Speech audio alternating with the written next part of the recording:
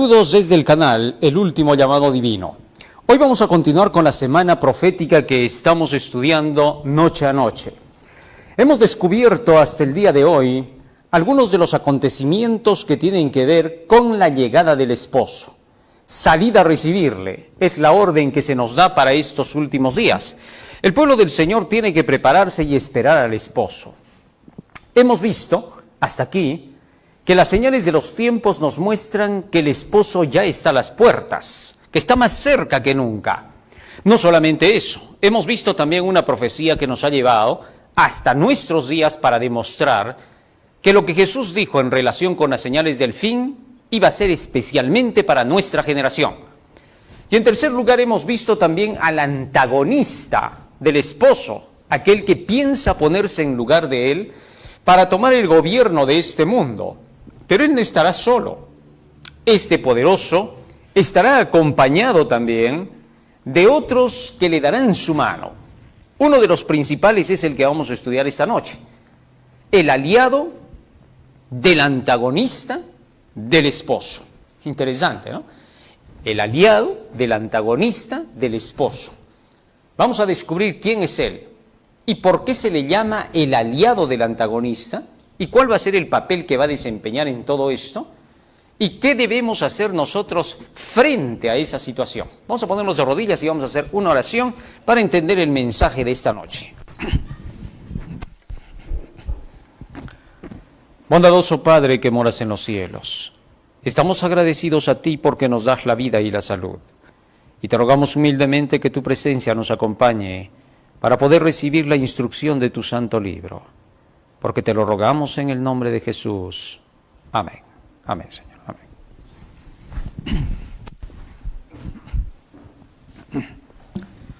Muy bien. El registro para descubrir a este misterioso personaje, que será el aliado del antagonista, lo encontramos en el libro de Apocalipsis capítulo 13. Apocalipsis capítulo 13. Allí es donde se encuentra esta profecía que nos va a hablar acerca del futuro, tanto del presente como del futuro, mostrándonos el escenario en el que ya estamos viviendo y lo que viene después. Apocalipsis capítulo 13. Ya hemos leído desde el versículo 1 hasta el 10 y hemos hablado acerca del poder de la bestia, es decir, el sistema, la potencia que va a querer buscar tomar el dominio del mundo a través de su representante, que es el papado. Ahora vamos a descubrir a una segunda bestia, es decir, a una segunda potencia, porque ya sabemos que la palabra bestia en la Biblia no es un insulto, sino un símbolo en la profecía, en el caso del Apocalipsis que estamos leyendo. Apocalipsis capítulo 13, versículo 11 hasta el 17 es lo que vamos a estudiar hoy. ¿Después de qué? Después de la caída de la primera bestia, porque en el versículo 1 hasta el 10 se nos habla de esa bestia que tendría dominio por 1260 años, desde el año 538 después de Cristo hasta 1798 después de Cristo. Y después de 1798, dice el profeta, vi otra bestia que subía de la tierra, es decir, ya estaba subiendo para esa fecha. No era que recién iba a comenzar a subir, sino que ya estaba subiendo. Y tenía dos cuernos semejantes a los de un cordero, pero hablaba como dragón. La diferencia entre las características de la primera bestia y esta segunda es que la primera sube en medio de un mar turbulento, de conquistas y combates entre las naciones, que era el viejo continente europeo. Allí es donde se desarrollaron los eventos que hemos estudiado en el tema anterior, para descubrir a Roma católica. Pero ahora los eventos se van a desarrollar en un lugar llamado tierra, en sentido profético. Si el mar es naciones, pueblos, tribus y lenguas, ¿qué será la tierra? Vamos a ver, Génesis capítulo 1, versículo 2. Allí tenemos la palabra tierra en relación con su significado.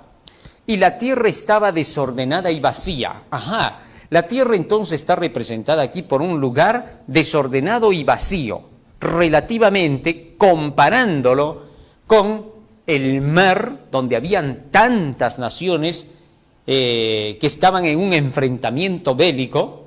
Ahora nos encontramos que esta segunda bestia o potencia sube en un lugar relativamente tranquilo, donde no hay ese tipo de guerras que se ven en el continente viejo. Más aún, dice que esta potencia que subía de la tierra tenía 2 cuernos semejantes a los de un cordero. Bueno, lo que hay que descubrir ahora es qué cosas son los cuernos y por qué dice que eran semejantes a los de un cordero. En el tema anterior hemos visto que los cuernos representan a reinos, a poderes. Ahora vamos a ver a qué representan los cuernos en el caso de Apocalipsis 13:11. Primera de Reyes, capítulo 22, versículo 11. Primera de Reyes 22:11. ¿A qué representan estos 2 cuernos? ¿Por qué se les menciona a los cuernos como poderes? Y Sedequías, hijo de Kenaana, se había hecho unos cuernos de hierro. Y dijo, así ha dicho Jehová, con estos acornearás a los sirios hasta acabarlos. Ahora bien, los cuernos acá representan a los poderes que tiene una nación con los cuales derrota a otra nación. Es decir, los cuernos con los que acornea son con los medios con los que destruye a la otra nación. Muy bien. Los 2 cuernos entonces representarían a 2 poderes que tendría esta nación con los cuales derrotaría a todas las naciones que se le pusieran delante. Con eso saldría vencedor. Pero ahora se nos dice que estos 2 poderes eran semejantes a los del Cordero. ¿Quién es el Cordero? San Juan capítulo 1, versículo 36. Vamos a ver qué cosa es el Cordero en la simbología bíblica. San Juan capítulo 1, versículo 36. Y mirando a Jesús que andaba por allí, dijo, he aquí el Cordero de Dios. A Jesús se le representa como el Cordero de Dios. Por lo tanto, entonces, cuando dice que los 2 cuernos, los 2 poderes eran semejantes a los de un cordero, quiere decir que estos 2 poderes que tendría esta nación, esta potencia, serían semejantes al poder que utilizaba Jesucristo. Bueno, ¿y cuál es el poder que utilizaba Jesucristo? San Lucas capítulo 4, versículo 32. ¿En qué estaba basado el poder de Jesús? San Lucas capítulo 4, verso 32. Y se admiraban de su doctrina porque su palabra era con autoridad. La autoridad, la potestad, el poder de Jesucristo estaba en su palabra. Obvio, porque con su palabra echaba fuera demonios, con su palabra sanaba a los enfermos, con su palabra resucitaba incluso a la gente, con su palabra llevó a cabo todos los milagros que realizó en la tierra. Pero también con su palabra creó los cielos y la tierra. Así que entonces el poder de Dios, el poder de Cristo está en su palabra. Esta nación debería de emplear la misma forma de poder sobre las demás naciones. ¿Cómo así? Vamos a ver qué tenía la palabra de Jesús que llevaba tanto poder. San Juan capítulo 8, versículo 32. ¿Qué había en la palabra de Cristo que llevaba tanto poder? Porque lo mismo utilizaría esta potencia. Y conoceréis la verdad y la verdad os hará libres. Hablando de la palabra de Dios que es la verdad, porque en San Juan 17, 17 dice, santifícalos en tu verdad, tu palabra es verdad. Hablando de esa verdad dice, la verdad os hará libres. Lo que significa que el poder de la palabra de Cristo radicaba en que daba libertad. Libertad del pecado, libertad de la enfermedad, libertad de los demonios, libertad de la muerte. El poder de la palabra promete liberación. Ahí está el poder de la palabra de Dios. Ahora ya, esto significaría que esta nación tendría 2 poderes que prometían libertad, que traerían libertad, que tendrían el poder de dar libertad. Eso es lo que está diciendo. Los 2 cuernos, entonces, significa que esta potencia podría llevar libertad al mundo. 2 poderes de libertad. Sobre esas 2 bases, esta nación derrotaría a las demás. Bueno, por estas características, ¿quién podría ser? 1. Subiendo de la tierra por el año de 1798. Y no en Europa, sino en otro lugar, y que se convertiría en una potencia mundial. La única nación con esas características son los Estados Unidos de Norteamérica, que declaran su independencia en 1776. y que para 1798 ya estaban subiendo, como dice el texto bíblico. Ahora bien, los Estados Unidos de Norteamérica se levantaron sobre esas dos bases, esos dos pilares, vamos a llamarle así, la libertad civil y la libertad religiosa, dos libertades fundamentales.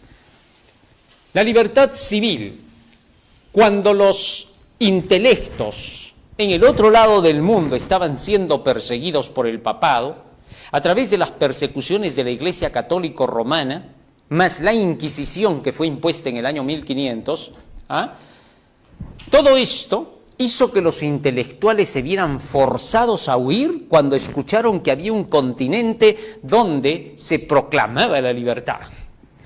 De esa forma, es como esta gente intelectual huyó del otro lado del mundo.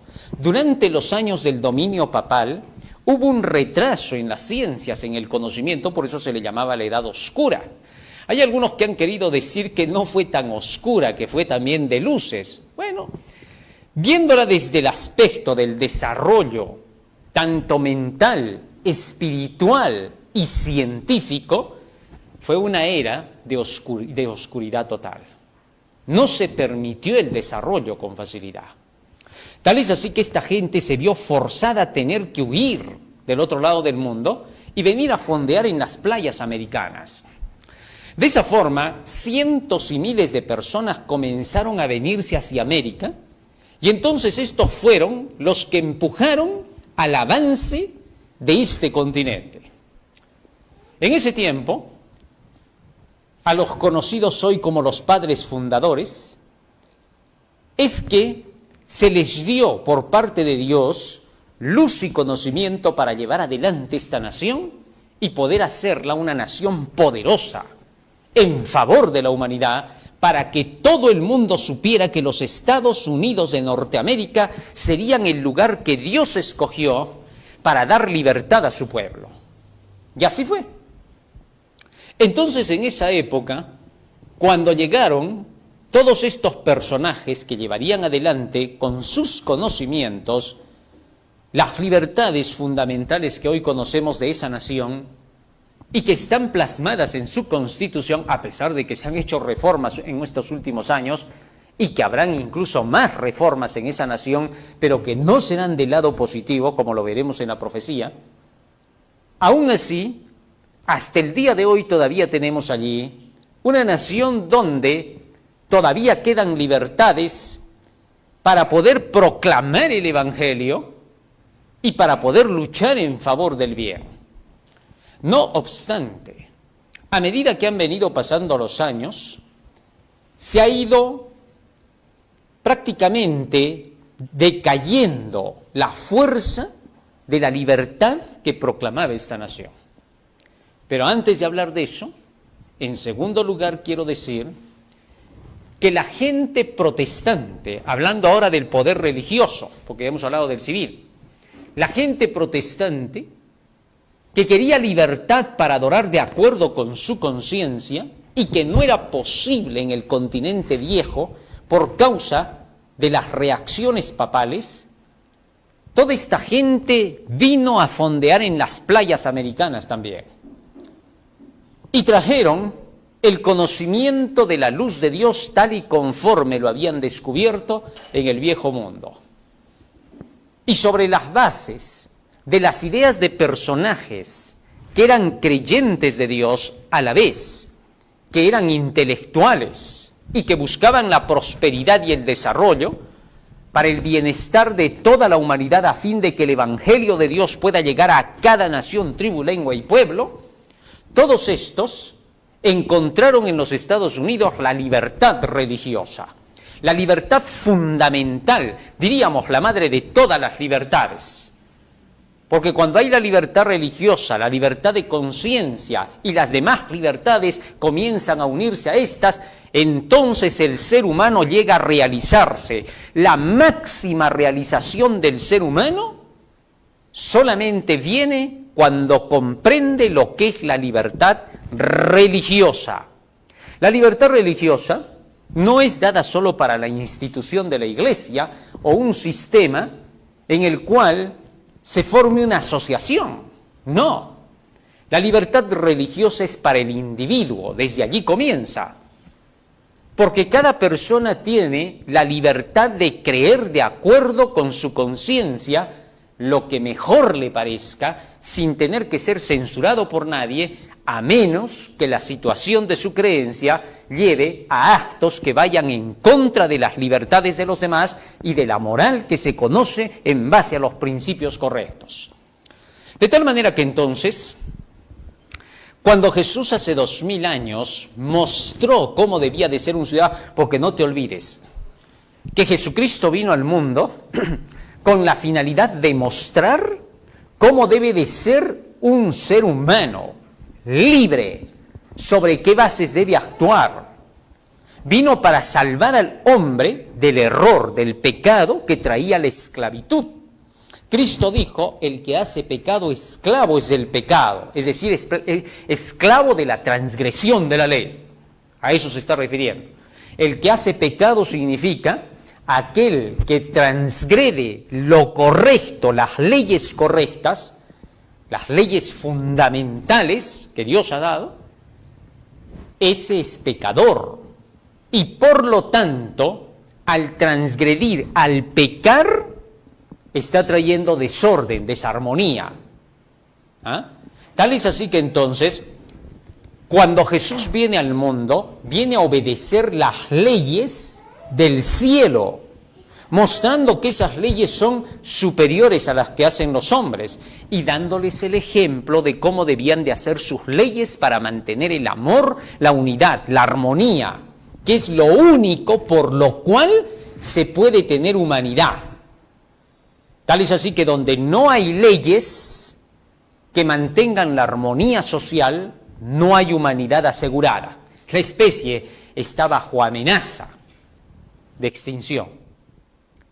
Así entonces Jesús en San Juan 15:10 dio el ejemplo de cómo tiene que vivir un ser humano en la tierra, un ciudadano con todas las libertades. Si guardaréis mis mandamientos, permaneceréis en mi amor, así como yo he guardado los mandamientos de mi Padre y permanezco en su amor. Jesús había venido a guardar los mandamientos de la ley de Dios, los 10 preceptos, el decálogo, y nos dijo que debíamos hacer lo mismo para permanecer en el amor de Dios. San Juan capítulo 14, verso 21. Fíjense lo que dice allí. San Juan 14, 21. El que tiene mis mandamientos y los guarda, ese es el que me ama. Y el que me ama será amado por mi Padre, y yo le amaré y me manifestaré a él. Así que los mandamientos de Dios eran la clave fundamental. Salmo 119, versículo 45, dice por qué los mandamientos de Dios son claves para tener que seguirlos y obedecerlos.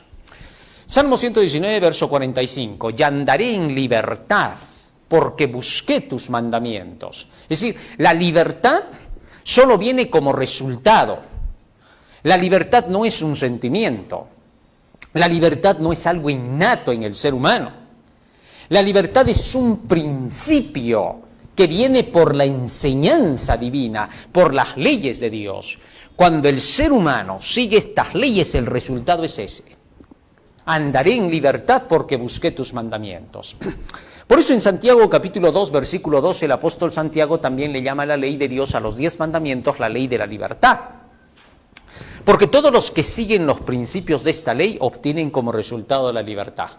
Así pues, siendo esta la base, esta nación, los Estados Unidos de Norteamérica, declaró dentro de su constitución la libertad para que cada individuo adore a Dios de acuerdo con esos principios que se convierten en su conciencia. Interesante. Y esto era individual, ya que Jesús, cuando hace 2000 años vino a vivir y a demostrar cómo era un ciudadano, Él demostró que sus libertades, en base a la ley de Dios, eran individuales. Pero los del Sanedrín de su época, al haber dejado los mandamientos de Dios, perdieron de vista el propósito por el cual estos mandamientos existían. ¿Cuál? La libertad. San Marcos capítulo 7, versículos 6 al 9, Jesús les dijo lo siguiente, porque él veía que esto traería un tremendo riesgo a futuro para todos los creyentes de la luz de la verdad. Dice, respondiendo Jesús, él les dijo, hipócritas, bien profetizó de vosotros Isaías, como está escrito, este pueblo de labios me honra, mas su corazón está lejos de mí. Verso 7. Pues en vano me honran, enseñando como doctrinas mandamientos de hombres. Verso 8. Porque dejando el mandamiento de Dios, os aferráis a la tradición de los hombres, los lavamientos de los jarros y de los vasos de beber, y hacéis otras muchas cosas semejantes. Verso 9. Les decía también, bien invalidáis el mandamiento de Dios para guardar vuestra tradición. El mayor peligro de ese Sanedrín, de esos dirigentes de la época de Jesús, al dejar los mandamientos de Dios, iba a ser que atacarían las libertades individuales del ciudadano. Y eso fue lo que pasó. Ahora Jesucristo se veía atacado por estos, porque ellos querían imponerse sobre los mandamientos de Dios establecidos, sobre las bases de la causa y el efecto, la siembra y la cosecha, la acción y la reacción. Por eso en Gálatas 6:7 dice, todo lo que el hombre sembrar, eso también segará. Esas leyes estaban siendo atacadas por este Sanedrín al buscar dejar los mandamientos de Dios e implantar su filosofía, sus tradiciones, su formalismo, sus mandamientos hechos por ellos, reglas que eran totalmente separadas de lo legal en base a la causa y el efecto. Contrario a eso, lo que ellos inventaron fue reglas de acuerdo con su concepto y de acuerdo con sus intereses y criterios. Esto traería definitivamente una imposición dictatorial para que todos tengan que someterse a lo que ellos decían, a pesar de que Dios no estaba de acuerdo, ni traería tampoco libertad ni felicidad el cumplimiento de esas reglas. Bien, de esa manera entonces Jesús mostró que la libertad debía de ser individual. Y Él mostró la forma en que debe vivir cada ciudadano en la tierra, la forma en que Cristo vivió, la forma en que Cristo actuó, la forma en que Cristo trabajó, es la forma en que todo ser humano debe vivir. Cuando se dice que debemos de seguir el ejemplo de Cristo, la religión lo ha trillado tanto al asunto que ha convertido el ejemplo de Cristo en algo inalcanzable, en algo que solamente el Hijo de Dios podía hacer. Pero eso no es verdad. Cristo dijo que debíamos de ser seguidores de Él y que debíamos de guardar los mandamientos de Él, así como Él guardó los mandamientos de su Padre. De manera que lo que Jesús pide no es cosa del otro mundo. Sed perfectos como vuestro Padre que esté en los cielos es perfecto. Estaba diciendo en otras palabras, sean ciudadanos como deben de ser, así como vuestro Padre que esté en los cielos os ha enseñado. Eso es todo lo que estaba diciendo.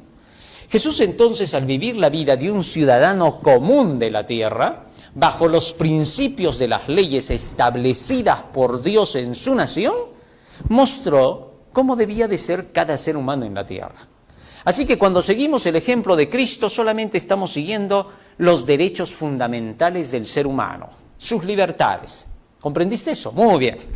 Entonces, por eso cuando el cristianismo entra en los Estados Unidos de Norteamérica de esta forma, a través de la llegada de todos estos que traían el conocimiento de la Biblia, que habían sido perseguidos por el sistema del papado, entonces el protestantismo floreció y la nación se hizo poderosa sin papa y sin rey. Solamente porque los protestantes eran gente sin vicios, gente que no malgastaba y gente que era dedicada a las cosas correctas, fue que esa nación comenzó a prosperar. Apocalipsis capítulo 13, versículo 11 sigue diciendo acerca de este poder, ¿qué ocurriría más tarde? Apocalipsis 13, 11, y aquí viene una paradoja. Después vi otra bestia que subía de la tierra y tenía 2 cuernos semejantes a los de un cordero, pero hablaba como dragón. Esto es paradójico, esto es una paradoja, ¿no? Una aparente contradicción de lo que fue a lo que es. ¿Cómo así? Primero dice que tendría la capacidad de derrotar a todos los demás bajo dos principios, la libertad civil y la libertad religiosa. Dos pilares fundamentales que siempre se respetan. La política y la religión se respetan. La política y la religión son, en lo legal, dos caballeros que se respetan el uno al otro y no se pueden tocar ni imponer nada. ¿Por qué? Porque los dos son tan poderosos que si se llegaran a enfrentar, crearían una crisis destructora, desapareciendo a la especie. Así de sencillo. Es por eso que la política tiene su lugar y la religión tiene su lugar. Que lo secular tiene su lugar y que la creencia tiene su lugar. Y ambos deben respetarse siempre. Y tienen un límite del cual dicen, hasta aquí llegarás y no pasarás.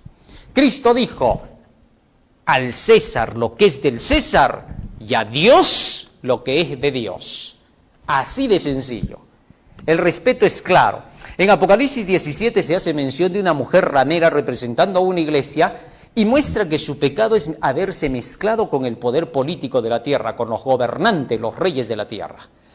Algo que para Dios es pestilente. ¿Por qué? Porque trae resultados nefastos. Cuando hubo una alianza en los días de Jesús entre la política y la religión, Cristo resultó crucificado. Cuando en los días de Constantino se hizo esta mezcla, las persecuciones no se dejaron esperar. Cuando en la Edad Media el papado mezcló la política con la religión, la persecución y la Inquisición fueron el resultado. Cuando en el siglo XVII, entonces la iglesia anglicana, en Inglaterra, juntó la política con la religión por parte del rey, entonces la persecución fue contra los católicos. Así las persecuciones siempre han sido, ya sea contra protestantes, católicos, cristianos al inicio, siempre fue por causa de las alianzas político-religiosas. Es por eso que ya tenemos el antecedente histórico. Quien no conoce su historia está condenado a repetir los errores de ella. Conociendo estos antecedentes de la historia, entonces es que evitamos repetir los mismos errores. Sin embargo, la Biblia nos dice acá que en los Estados Unidos de Norteamérica ocurriría un hecho tal. ¿Cómo así? Hablaría como dragón, dice la Biblia. ¿Quién es el dragón? Apocalipsis capítulo 12, verso 9. Y aquí viene lo sorprendente. Apocalipsis 12, 9. ¿Quién es el dragón? Descubrámoslo. Y fue lanzado fuera el gran dragón, la serpiente antigua que se llama el diablo y Satanás, el cual engaña al mundo entero, fue arrojado a la tierra y sus ángeles fueron arrojados con él.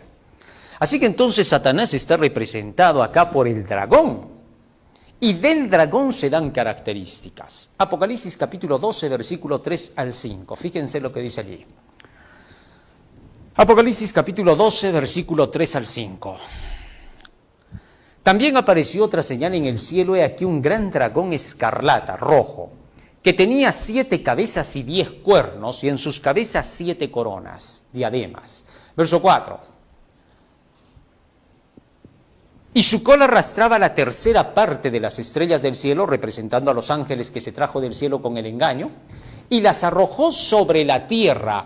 Y el dragón se paró frente a la mujer que estaba para dar a luz a fin de devorar a su hijo tan pronto como naciese. ¿Quién era esta mujer y quién era el hijo?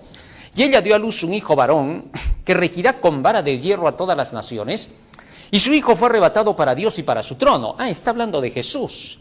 Jesús es el hijo.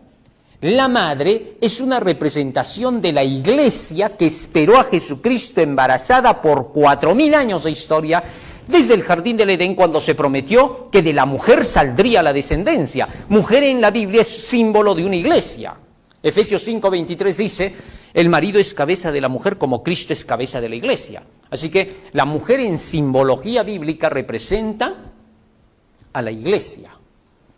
Así que el hijo que nació de ella es representación de Jesucristo, quien se fue al trono de su Padre. Ahora bien, lo que aquí quiero destacar, ¿qué cosa es? Las características del dragón. En otro momento vamos a hablar toda esa simbología y su representación. Por ahora solo quiero las características. El dragón dice que persigue a la mujer e intenta devorar a su hijo en cuanto nazca. ¿Eso qué significa? Que el dragón se caracteriza por ser perseguidor y asesino.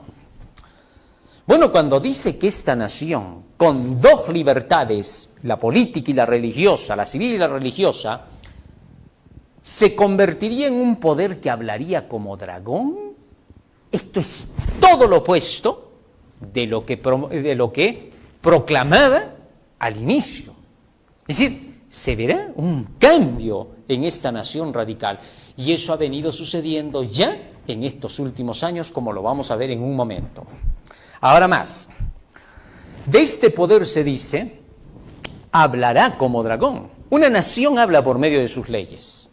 Por tanto, en las leyes de esta nación habría grandes cambios en base a la libertad y concluirían en persecución contra quienes difieran de las ideas de esta nación, es decir, contra los disidentes de esa nación, en cuanto esas leyes sean reformadas al antojo del dragón.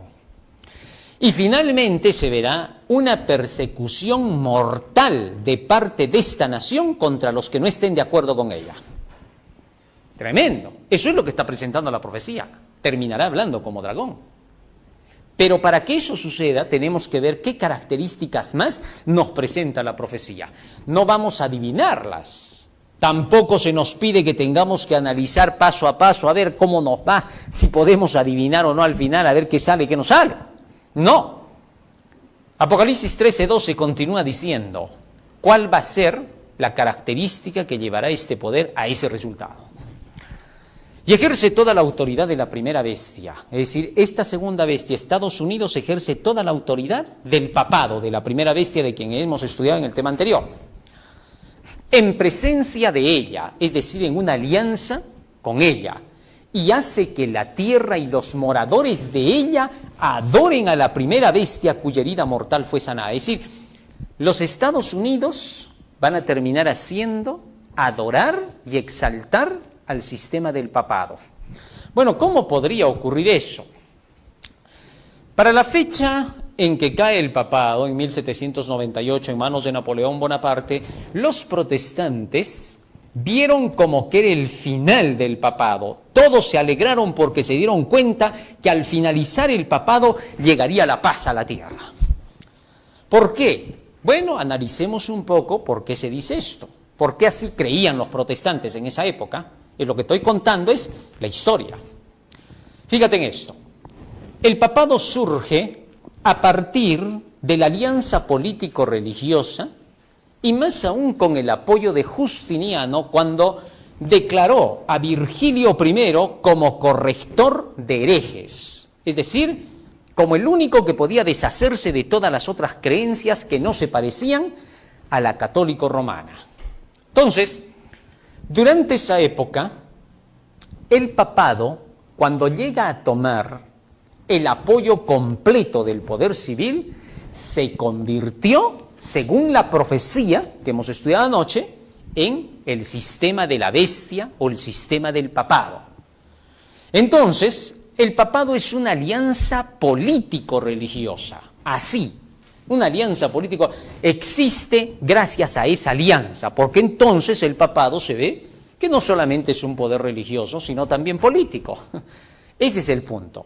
Ahora, siendo así, mientras se dio esa alianza político-religiosa, mientras este poder dominaba la política y la religión, entonces este poder tenía en sus manos una dictadura mundial totalitaria, que dominaba sobre todas las masas.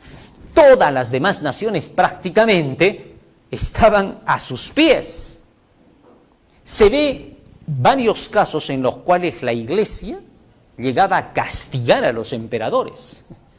El caso de Gregorio VIII, ¿no? Con Enrique IV, en la querella de las investiduras. El caso de Francisco de Francia. Y así podemos hacer el relato de varios acontecimientos en los cuales se mostraba cómo la Iglesia tenía un tremendo poder, tanto político como religioso. En sus manos estaban los dos poderes. De ahí que entonces muchos dicen que el símbolo con el cual siempre el Papa pone los dedos, representa precisamente a los dos poderes que están en su mano. En fin, el hecho es de que cuando este poder cae en 1798, los protestantes ven libertad, porque ya no podría la Iglesia utilizar el brazo poderoso del poder civil para tener que castigar a los disidentes de sus creencias, que eran creencias que no estaban basadas ya en la Biblia, puesto que la Iglesia se había apartado de la fe. Los reformadores habían llamado la atención del sistema de la Iglesia por haberse desviado de los principios de la Biblia. Ahora bien, una vez que cae este poder, los protestantes, ahora alegres de que haya caído este poder, decían que se habían liberado del anticristo, nombre que se enfatizó más en los días de Lutero, cuando él dijo, ahora sí que el Papa es el anticristo y que el diablo mora bajo su silla. Fue la frase de Lutero. Entonces todos estos protestantes ahora se veían alejados del romanismo y enseñaban a sus hijos en los Estados Unidos a odiar el papado. Odiar el papado significa no a la persona que está ahí como representante, ¿no?, sino odiar al sistema que hace de esa persona precisamente lo que es, porque tiene que seguir los principios del sistema. Entonces, odiar al papado significaba odiar a la alianza político-religiosa. Eso se enseñaba en los Estados Unidos. Por su parte, los católicos, en un ataque a los protestantes, estoy hablando de ese tiempo, no de ahora, porque ahora se ven ataques, pero en ese tiempo el asunto era más fuerte. Los católicos decían que a los protestantes les crecía cachos y rabo al amanecer. Y así era la guerra, ¿no? Mientras de un lado decían eso, del otro lado decían, sí, ustedes están siguiendo a la bestia, al anticristo. Y ahí fue donde comenzaron esas luchas, utilizando estas frases bíblicas para poderse insultar, cuando en la Biblia estas frases solo eran simbólicas, para representaciones con características para descubrir de quién se trataba. Ya expliqué eso en el segundo tema. Muy bien. Tal es así que entonces, estas peleas, estas controversias, este antagonismo, mejor aplicada está esa palabra, ese antagonismo entre estos dos poderes y sus seguidores era bastante fuerte. Pero a medida que fueron pasando los años, los Estados Unidos comenzó a relajarse. Esta nación comenzó a cambiar. ¿Por qué? Porque se introdujeron actividades que iban en contra de la espiritualidad.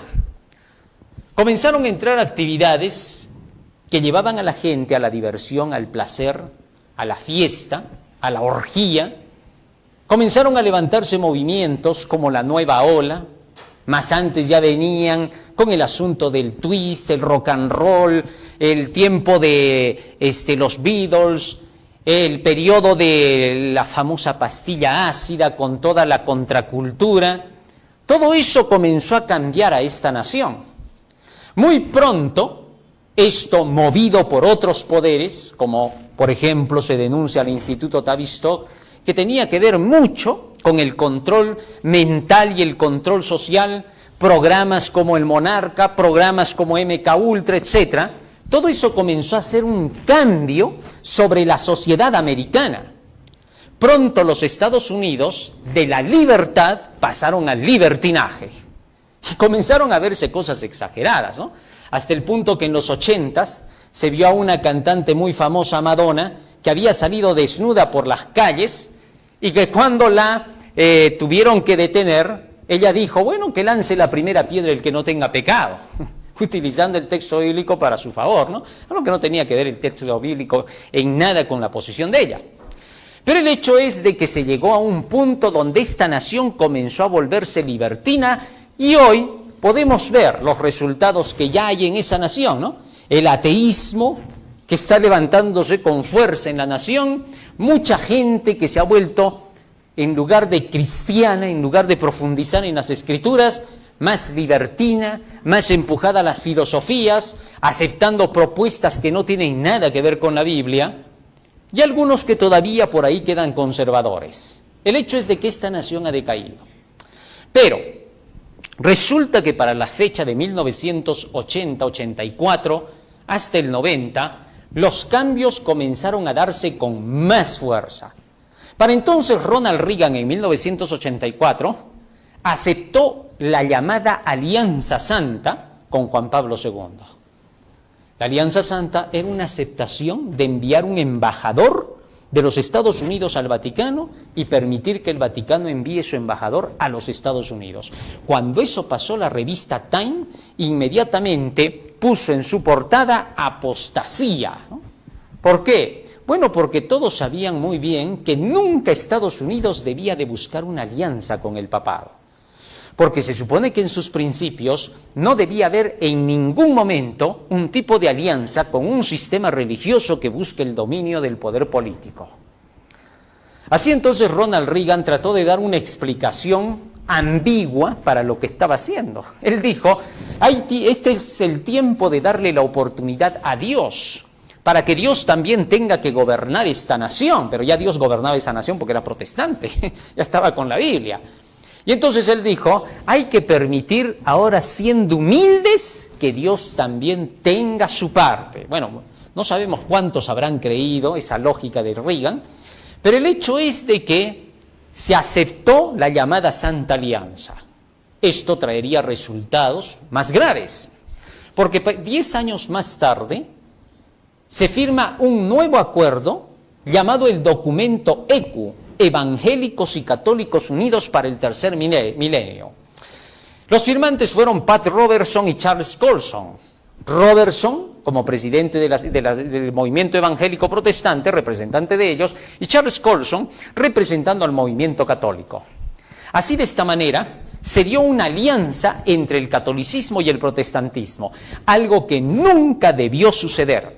Los protestantes lo sabían, pero ahora, como fue decayendo el cristianismo en esta nación, olvidaron los principios y en lugar de los principios utilizaron los valores, es decir, los sentimientos, las emociones. Olvidaron que los principios son invariables, donde los sentimientos no cuentan, sino las leyes de la causa y el efecto. De esa forma, ceden los protestantes. No fue Roma quien cedió, sino el protestantismo. Pero esta maquinaria para lograr este ecumenismo ya venía trabajando desde el Concilio Vaticano II y ya venía sobre la base del Concilio Mundial de Iglesias de 1948. Ya por esas épocas los protestantes estaban haciendo alianzas entre todos ellos formando un solo bloque. Obviamente que esto estaba empujado por otras fuerzas, las fuerzas espirituales del mal, para lograr un ecumenismo entre todas las religiones, formando un solo bloque, para luego establecerse con Roma y de nuevo tomar el poder y el dominio del mundo, dicha institución religiosa. El hecho es que para el Concilio Vaticano II en 1962 ocurre que entonces el Papa declaró, es tiempo de aceptar a nuestros hermanos separados. Ya no se les dijo protestantes, sino los hermanos separados. Y que había que trabajar para buscar ese tipo de alianza. Así sucedieron las cosas y comenzó a avanzar este movimiento para lograr la alianza ecuménica. Para el año 2000 ya había bastante apoyo para esta alianza ecuménica.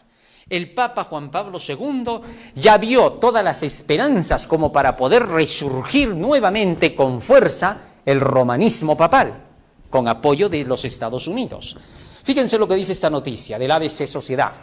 Representantes de todas las religiones rezarán juntos en Asís por la paz. Esto sucedió precisamente en aquella fecha. El 27 de octubre de 1986, Juan Pablo II convocaba una jornada mundial. Si retrocedemos por favor a la noticia para que se pueda ver. El 27 de octubre de 1986, Juan Pablo II convocaba una jornada mundial de oración por la paz en la ciudad italiana de Asís, cuna de San Francisco e histórico encuentro, reunió a destacados líderes. ¿Qué les parece? Así entonces se oró por la paz. Increíblemente ahí estaban católicos, protestantes y espiritistas, como lo vemos en la imagen. Ahí está Juan Pablo II, sorprendentemente a su lado está el Dalai Lama, y ahí están también los vudús, los gurús, de todo. Esta es una mezcla pero tremenda, donde se declaró que no se buscaría la unidad ni la paz por medio de la creencia en las mismas doctrinas, sino que había que buscar la unidad por el amor, más allá de las doctrinas, porque las doctrinas lo que hacen más bien es producir división.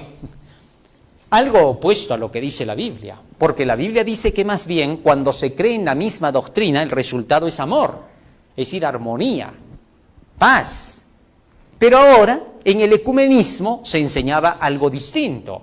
El ecumenismo no tiene la base en la unidad de la Biblia. Efesios capítulo 4, versículo 13 dice, hasta que todos lleguemos a la unidad en la fe, a un varón perfecto a la medida de la estatura de la plenitud de Cristo. Así que entonces la Biblia dice que la unidad tiene que ser en la fe. Romanos 10, 17 explica cómo es esa unidad en la fe. Romanos 10, 17 dice, luego la fe es por el oír y el oír por la palabra de Dios. Así que nuestra fe, nuestra creencia está sobre la base del estudio de la palabra de Dios, porque en algo tenemos que creer, no es creer por creer, no es la fe metafísica, no es esa fe emocional, no es esa fe de sentimiento, esa falsa fe que Satanás inventó de la presunción. No, esta es la fe del principio, la fe que está basada en el estudio de la Biblia que produce la creencia en el individuo. Esa es la fe cristiana. El apóstol Pablo le llama la fe que predicamos. Así que entonces, esta palabra de fe que predicamos debía de ser la base de la alianza de todos los que se quieran unir. Cuando Cristo habla de la unidad, lo dice en base a la fe, a la creencia, a que todos vamos a llegar a creer una misma cosa. San Juan capítulo 10, verso 16, Jesucristo declara lo siguiente como para que lo podamos entender. Fíjate lo que dice allí. San Juan capítulo 10, verso 16. También tengo otras ovejas que no son de este redil, es decir, no son de esta iglesia, de él. Aquellas también debo traer, es decir, no están con nosotros, pero debo traerlas. ¿Cómo? Oirán mi voz, es decir, su palabra. Y habrá un rebaño y un pastor. Solo cuando se escuche el evangelio de las enseñanzas de Jesús de la Biblia, todos esos se unen de verdad y habrá un solo rebaño y un solo pastor. Muy bien. Siendo así, esta era la verdadera unidad. Pero luego de eso, las alianzas entre estos dos poderes, dos potencias, el Vaticano y los Estados Unidos, crecerían. Y ya por los días del presidente George Bush hijo, en los años 2000 en adelante, hubo conversatorios y tratos que no se habían visto en presidentes anteriores. Nunca antes un presidente le había dicho su santidad o pontífice al Papa. Si retrocedemos a los tiempos de Pío XI, el presidente norteamericano le decía señor Pacelli, no le dijo en ningún momento pontífice, su santidad, el Santo Padre, ningún término como esos. Pero Bush hijo ahora le daba ese término al Papa. Lo trataba con esas palabras que produjeron una gran crítica, pues la mayoría de todos los cristianos protestantes de los Estados Unidos, sobre todo los más ilustrados, reclamaron el hecho de que este presidente le haya dado ese título al Papa, sabiendo que el Papa no es el pontífice, porque el único pontífice es Jesucristo, y que no le puede decir Santo Padre, porque el único Padre que tenemos es Dios. Por los principios estoy hablando, sobre la base de lo que se mencionaba en la época. Entonces, por esas razones, hubo una tremenda crítica a Bush, pero eso no quedó ahí. Más adelante, Obama dice, reza por Benedicto XVI y recuerda con afecto su encuentro en 2009. Valora positivamente la labor conjunta realizada por el Vaticano y el gobierno estadounidense. Ahora se veía a un presidente americano hablando de rezar en favor del papado, del Papa. Algo que nunca se había visto. Obama fue criticado por razones como estas y se declaró que las ideas de Obama estaban siendo demasiado separadas de las ideas conservadoras que manejaba esa nación o que mantenía esa nación. Pero eso no quedó ahí. A medida que va pasando el tiempo, ahora las relaciones entre Vaticano y los Estados Unidos, que estaban fortaleciéndose cada vez más, se vieron truncadas. El Papa vio una amenaza en el siguiente presidente, Donald Trump. ¿Por qué? Porque entonces Donald Trump no conciliaba con muchas ideas del Papa. Una de las ideas en las cuales Donald Trump chocaba directamente con el Papa fue el asunto de su carta Laudato Si, cuando declaró el Papa que él estaba de acuerdo con la idea del calentamiento global, mientras que Donald Trump la negaba y la niega rotundamente, por cuestiones que vamos a ver en un momento. Entonces, durante la época de Donald Trump, no hubo muchos avances en los propósitos que se tenía para las alianzas católico-protestantes, según lo que dice la profecía. Pero pronto Donald Trump termina su gestión, termina su mandato, y entonces sube al poder Joe Biden. En medio de luchas, en medio de reclamos, de críticas que hasta el día de hoy se ve como que fueron un fraude electoral, sea lo que sea, llegó Joe Biden al poder. Y ahora nuevamente el Papa vio sus esperanzas despertadas. Hubo una tremenda lucha para lograr este propósito, porque el plan es que esto se tenga que cumplir. La alianza entre ambos poderes para buscar la gobernanza global.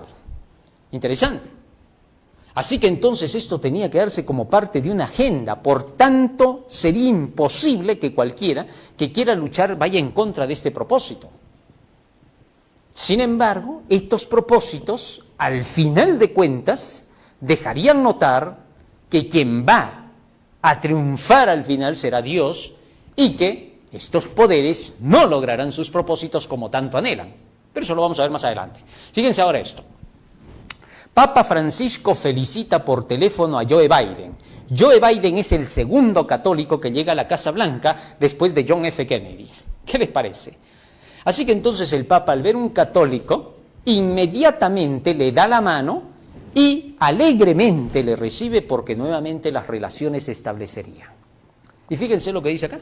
El Papa ve una gran oportunidad de restaurar relaciones con Estados Unidos a través de Joe Biden. Interesante.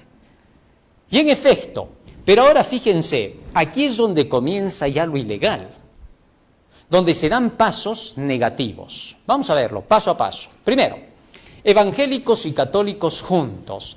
Las noticias van ahora creciendo de la alianza católico-evangélica, tal como decía la profecía. La primera bestia y la segunda bestia se dan la mano. Sorprendentemente, las principales iglesias de los Estados Unidos serían las que darían la mano a este poder. Ya ahora podemos ver esta imagen. Presbiterianos, bautistas, pentecostales, adventistas, luteranos, etcétera, unidos con el Papa. Sorprendente, ni el pueblo de Dios se libra en este asunto porque siempre hay Judas que anda traicionando al pueblo del Señor. Y entonces se ve una alianza entre estos poderes, una lucha. Ahora es cuando se cumple la profecía directamente para que este poder llegue a convertirse en un poder semejante al de la Edad Media. Toma la autoridad de la primera bestia para que tenga que aplicar todo el peso del rigor contra los disidentes a las ideas que pronto establecerá esta nación. Y esto lo vamos a ver cómo es que se va a desarrollar para que esta nación implante reglas e ideas contrarias a los principios bíblicos. Sigamos avanzando. El Papa Francisco en el Consejo Mundial de Iglesias. Ahora sí, ¿no? Esto fue un gran notición, lo sacaron por televisión, en noticias, ¿no? ¿Cómo es que el Papa llegaba al Concilio Mundial de Iglesias? ¿Cómo es que entonces hubo una alianza con todas estas iglesias protestantes? Esto ya era parte de la agenda que se venía trabajando para la formación del gobierno mundial, para la paz mundial. Pero ahora fíjense en esta profecía que Elena de White dijo hace 100 años atrás sobre la base del estudio de la profecía de Apocalipsis que esta noche estamos estudiando. Ya porque en ese tiempo los que estudiaban estas profecías señalaron los eventos que vendrían a futuro. Y sorprende lo que ella dijo. Miren, escúchelo bien, y luego vamos a ver otra vez la imagen anterior, ¿ya? Miren lo que dice acá. Cuando las iglesias principales de los Estados Unidos, uniéndose en puntos comunes de doctrina, influyan sobre el Estado para que imponga los decretos y las instituciones de ellas, entonces la América protestante habrá formado una imagen de la jerarquía romana y la imposición de penas civiles contra los disidentes vendrá de por sí sola. Eventos de los últimos días, página 113. Hace 100 años atrás fue escrito esto. Y sin duda lo vemos ahora delante de nuestras narices, como decimos, ¿no?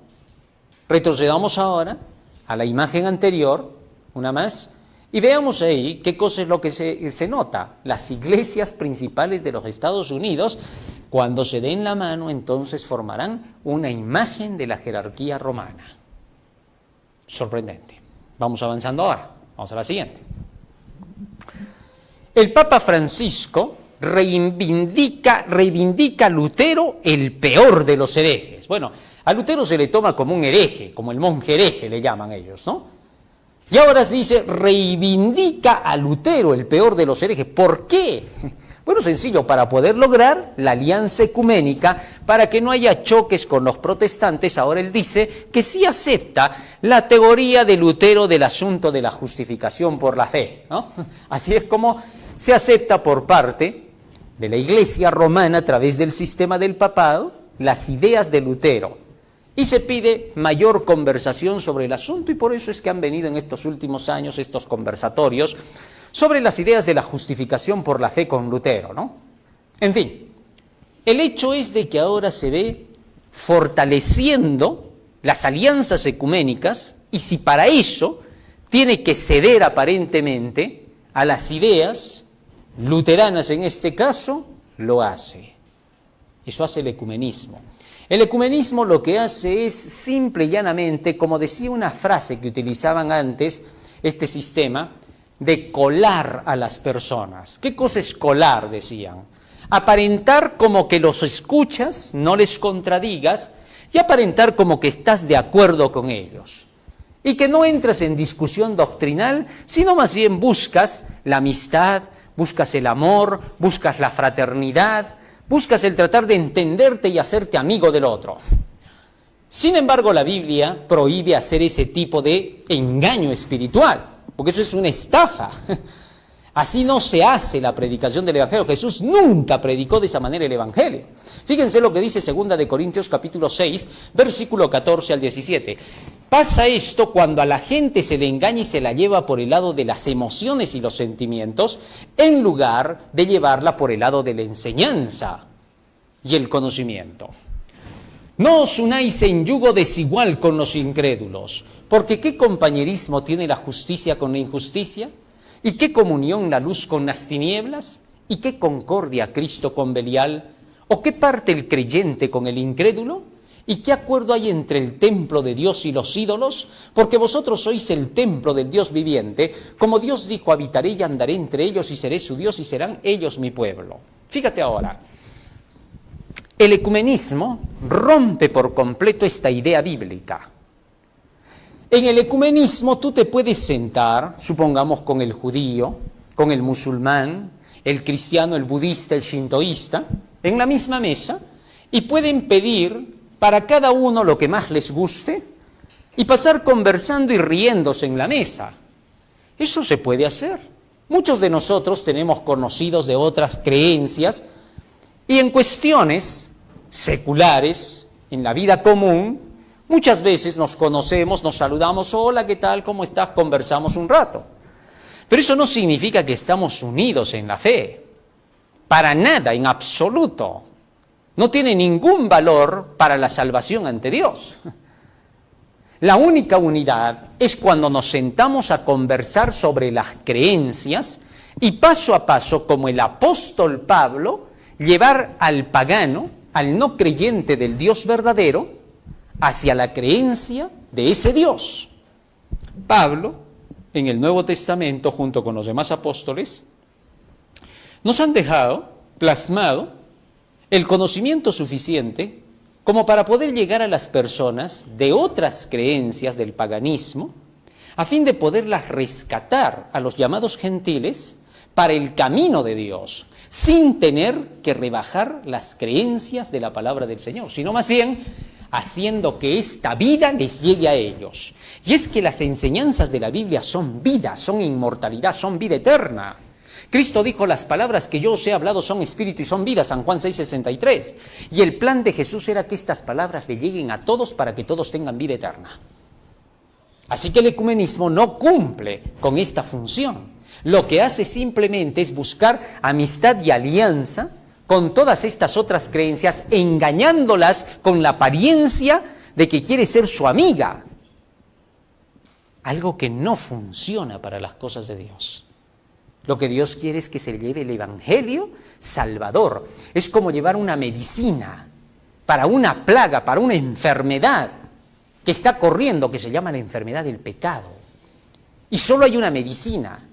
Y no podemos ir a demorar tratando de buscar otros puentes y otros caminos que el puente verdadero, que es la Biblia. Cristo dijo, yo soy el camino, la verdad y la vida. Así que no se confundan estas cosas. Muy bien, y ahora vamos a la siguiente y vemos más alianzas, ¿no?, con los patriarcas que una vez fueron parte de la Iglesia Católica, que en el cisma se dividieron y que ahora están buscando las alianzas por la paz, ¿no?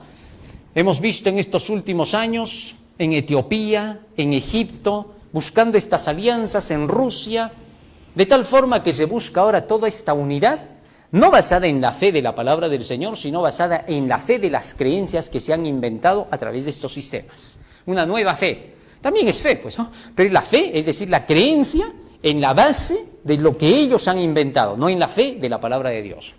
Porque por el mismo acto de fe se puede creer la verdad como se puede creer la mentira. Pero otra cosa es la fe, que es por el oír de la palabra de Dios, que es la fe verdadera salvadora. Es una fe salvadora. Hay fe que uno puede tener en cualquier cosa, en tu trabajo, en lo que sea. Hay personas que dicen, yo tengo fe que lo voy a lograr, que lo logran. Ya sea su autoestima o lo que sea. Pero la fe salvadora, la creencia salvadora son principios que te indican cómo llegar al cielo, que es muy distinto, pues. Es una enseñanza distinta. Muy bien. Seguimos avanzando, vamos a la siguiente. Y seguimos viendo todo este tipo de alianzas, ¿no? Vamos a la siguiente.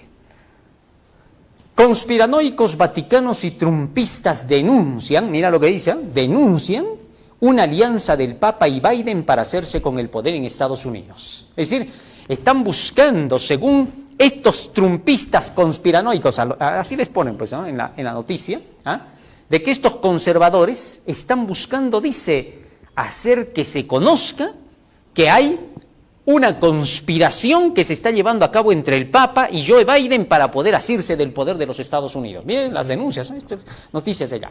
Más aún, el Vaticano frena el intento de los obispos estadounidenses de excomulgar al presidente Joe Biden por apoyar al aborto. Ahora, aquí vienen las controversias. Resulta que el Papa ve una gran oportunidad con Joe Biden por ser un católico para poder trabajar en alianza con los Estados Unidos, pero resulta que este católico ahora va en contra de ideas que la Iglesia Católica Romana más bien está declarándole al mundo sobre el asunto del aborto, mientras que Joe Biden es proabortista, porque él tiene ideas que tienen que ver con el globalismo, eugenésicas, y de tratar de reducir población al estilo Malthus, ideas malthusianas. Entonces ahora dicen, ¿por qué el Papa ha evitado que se excomulgue a Joe Biden si se supone que en los principios católicos no se le puede aceptar? Y por eso se han creado dos corrientes ahora en la Iglesia Católica, dos bandos, en los cuales se ve un grupo que está con Bergoglio y otro que está con los conservadores. Entre ellos está, por ejemplo, de quien hablábamos en el tema anterior, Viganò, quien juntamente con muchos otros más poderosos de la Iglesia Católica y mucha gente, están llamando la atención de la Iglesia a que Bergoglio ha creado su doctrina bergogliana y que por lo tanto aquellos que siguen a Bergoglio son bergoglianos y ya dejaron la fe real. Esa es la lucha que se está llevando entre ellos, ¿no? Y esto a causa de este presidente. Y da un paso más este presidente que choca con los principios católicos romanos. Fíjense, Joe Biden, el presidente más cercano a la comunidad LGBT+, ahora resulta que el presidente Joe Biden es alguien que apoya a la comunidad LGBT, algo que va en contra de lo que enseñaba la Iglesia Católica Romana. Y por esa razón es que estos conservadores dicen, este Papa está haciendo cosas opuestas, es un hereje, y por lo tanto está logrando deshacer la doctrina tal y conforme nosotros la teníamos de antaño. Así, de esa manera se da la lucha en los Estados Unidos, y esto a causa de lo que vamos a ver a continuación. Miren lo que decía Juan Pablo II en su época cuando vio la marcha del orgullo gay. Miren lo que dijo: la marcha del orgullo gay celebrada en Roma es una abominación. Eso dijo Juan Pablo II. Y siguiendo la misma idea, Joseph Ratzinger dijo lo siguiente: el matrimonio homosexual es una abominación del demonio. Increíble. Si así lo ha dicho en esas frases él y Juan Pablo II, están consignadas. Si lo han dicho con otras palabras, no sé al final. El hecho es que esto es lo que la Iglesia Católica creía. Ahora más aún, no vayan a decir bulo también. En fin, más aún, aquí lo que se nota es que estas ideas fueron ahora la base para que estos conservadores americanos del protestantismo, del catolicismo, se levanten y declaren que este Papa está haciendo aceptaciones contrarias a la fe y que por esa razón lo que estarían buscando con el presidente americano sería una alianza para la toma de la nación americana. En eso se basan. En fin, sigo leyendo. Papa Francisco muestra apertura hacia el matrimonio homosexual. Por eso es que tanto es el escándalo, ¿no? No en vano, pues los anteriores pues no creían así, ¿no? Entonces esto ha hecho que los reclamos de parte del protestantismo se hagan públicos a nivel mundial y los conservadores, ahora católicos, se vean divididos, donde Viganó hace denuncias espectaculares que las vamos a ver más adelante. Escuchen ahora lo que vuelve a decir Elena de White y que vuelve a sorprender. Hace 100 años atrás, miren lo que dice acá. Y esto es sorprendente. El Estado, en Estados Unidos, el Estado pondrá bajo su cuidado y protección los principios católicos romanos. ¿Cómo? Pareciera que ella estuviera viviendo en esta época. El Estado pondrá bajo su cuidado y protección los principios católicos romanos. A esta apostasía nacional le seguirá rápidamente la ruina nacional. Review and Herald, 15 de junio de 1897. ¿Qué les parece? Es decir, ella se está ahora adelantando, y eso en base a lo que dice la profecía de Apocalipsis 13 que estamos estudiando esta noche. O sea, esta profecía siempre fue creída así. Y lo único que estamos haciendo es mostrar su cumplimiento.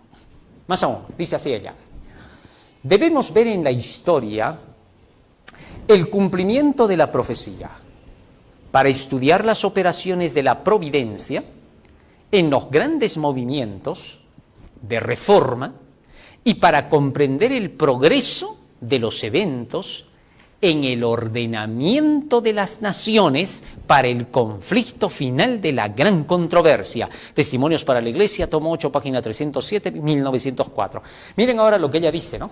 Debemos ver en estos movimientos que se están dando en la historia, en relación con este cumplimiento profético, para la ordenación final de las naciones, nuevo orden mundial, ya ella hablaba hace 100 años atrás de eso, para el conflicto final, para el Armagedón, la lucha entre los mandamientos de Dios y los mandamientos de los hombres. Sorprendente. Y ahora escuchen esto. Y esta declaración es soberbia, porque miren lo que está diciendo Elena de White hace 100 años atrás. Estoy leyendo las citas de ella para que ustedes vean que esta profecía no es de ahorita, que no está acomodada por las cosas que se están dando, sino que siempre se ha creído de esta manera. Dice así: la Iglesia romana, dice ella, abarca mucho en sus planes y modos de operación. Emplea toda clase de estratagemas para extender su influencia y aumentar su poder, mientras se prepara para una lucha violenta y resuelta a fin de recuperar el gobierno del mundo, el gobierno mundial, restablecer las persecuciones y deshacer todo lo que el protestantismo ha hecho. Conflicto de los siglos 554. Sorprendente. Vamos a la siguiente. Ya con esto nos queda claro el asunto. Entonces la Biblia nos va a decir ahora cuál va a ser el punto que marcará definitivamente esta alianza de estos dos poderes y su final. Porque lo que viene es catastrófico. Apocalipsis capítulo 13, versículo 13 al 17. Fíjate lo que dice esta profecía. Una vez que se da esta alianza entre estos dos poderes, por lo cual esta nación habla como dragón, es decir, se vuelve perseguidora y asesina. También hace grandes señales de tal manera que aún hace descender fuego del cielo a la tierra delante de los hombres. Verso 14. De eso vamos a hablar en otro momento. Verso 14. Y engaña a los moradores de la tierra. ¿Qué es el engaño? Según lo que hemos estudiado, decir paz cuando no hay paz. Ya eso lo hemos dicho desde el inicio, ¿no? Cuando Cristo dijo, mirad que nadie os engañe porque vendrán muchos en mi nombre diciendo soy el Cristo y a muchos se engañarán. Entonces el engaño iba a ser decir paz cuando no hay paz. Los falsos cristos han venido diciendo paz, ya lo expliqué eso, ¿no? Entonces, engaña a los moradores de la tierra, es decir, a todos los moradores americanos. Les hace creer que va a haber paz mundial, con las señales que se le ha permitido hacer en presencia de la bestia. Tremendo. En la alianza ecuménica se va a hablar de la paz mundial. Eso es lo que está diciendo la profecía, el engaño de la paz mundial. Entonces, mandando a los moradores de la tierra, a los americanos, que le hagan imagen a la bestia. Interesante. Es decir, que se forme una alianza político-religiosa, porque ya hemos dicho que la bestia, el papado, es una alianza político-religiosa, y la imagen de la bestia significaría que en los Estados Unidos el protestantismo va a formar lo mismo que el papado, una alianza político-religiosa. Y una vez dado esto, dice el texto, mandando a los moradores de la tierra que le hagan imagen a la bestia que tiene la herida de espada y vivió, que se comporte como Roma católica, en la Edad Media, obviamente, verso 15. Y se le permitió infundir aliento a la imagen de la bestia. Aliento significa darle vida. ¿Ah? Cuando sopló el aliento Dios en Adán, le dio vida. Entonces, a esa imagen de la bestia, a esa alianza político-religiosa, que ya viene trabajando en Estados Unidos, ahora se le va a dar aliento de vida. ¿Qué cosa es el aliento de vida? En el caso de Dios es su palabra. En este caso será la doctrina que le va a dar vida a esa alianza político-religiosa. ¿Cuál es esa doctrina que le va a dar vida? Sigue diciendo acá. Y se le permitió infundir aliento a la imagen de la bestia para que la imagen hablase e hiciese matar a todo aquel que no la adorase, es decir, a todo disidente, a todo el que no esté de acuerdo con la adoración de lo que pedirá esta nación americana en alianza con el Vaticano. ¿Qué cosa será? Seguimos leyendo, verso 16.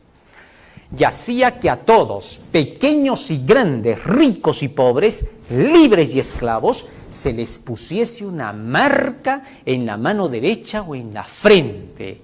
Interesante. O sea, se le da vida a la alianza político-religiosa haciendo implantar la marca de la bestia. Anoche, cuando hemos estudiado el tema anterior, vimos que la marca de Dios es el día sábado, según el libro de Ezequiel capítulo 20, versos 12 y 20. Y descubrimos que Roma, la cuarta bestia, cambió el sábado por el domingo, quitó la marca del sábado y estableció la marca de la bestia, que es el día domingo. Un día que no es bíblico, pero que sin embargo Roma lo impuso como un día de reposo en lugar del sábado bíblico, para deshacer la ley de Dios y de esa manera tomar el control del mundo en la Edad Media. Interesante. ¿Esto qué significa? Que los Estados Unidos de Norteamérica pronto atacarán la ley de Dios, cambiando la verdad del sábado por el día domingo. Esto sí que va a estar sorprendente. ¿Cómo podría hacerse eso? ¿Y qué cosa tiene de importancia este asunto del domingo? Al cual casi nadie le da importancia, pero que será la misma base que tuvo la Edad Media.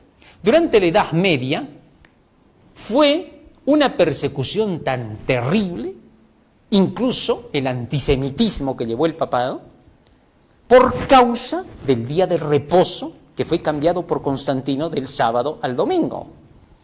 Y durante ese periodo se prohibía a la gente tener que guardar el día sábado.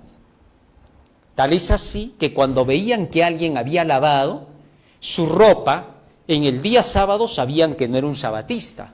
Pero si alguien no lavaba en sábado, no vendía en sábado, no abría sus negocios en sábado, y era raro. Y se los tachaba de judaístas. Y por lo tanto, perseguidos y finalmente en la Inquisición asesinados. Así que tengas en cuenta, Juan Pablo II reconoció el antisemitismo en el año 2000, pidió perdón por las persecuciones. Y ahora, nuevamente, veremos el ataque a la ley de Dios según esta profecía, atacando el sello de Dios que es el sábado. Miren ahora cómo se viene trabajando para eso. Juan Pablo II en su carta Dies Domini en 1998 habló sobre el domingo ya, solicitando a los gobiernos que se empujara a la necesidad de que el día domingo tenga que ser introducido en las reglas y leyes de las naciones. Fíjense lo que dice. Domingo, día de la familia y la libertad. Carta Dies Domini 1998. Ya se le llamaba allí el día de la familia y de la libertad. Bajo ese lema se estaba empujando sutilmente a que la gente ahora piense en el regreso al domingo, a la imposición de ese día. Los que tienen esa carta o no la tienen, la pueden conseguir en una librería católica. Léanla, por favor. No es muy gruesa, es delgadita nomás. Y allí se habla acerca de los planes del día domingo a futuro que Juan Pablo II había mencionado ya en 1998.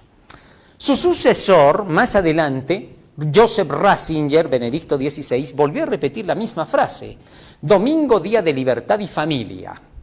El asunto se iba poniendo cada vez más fuerte porque ya se iba trabajando la mente de todos los católicos, protestantes y mundanos, a la idea del domingo. Pero no se queda atrás el actual Papa, quien da un paso más y más fuerte que los anteriores. ¿Cuál? Apocalipsis capítulo 13, versículos 16 y 17. Fíjate lo que dice allí y luego vamos a leer lo que dice Francisco I, el actual Papa, sobre el domingo. Fíjense lo que dice acá.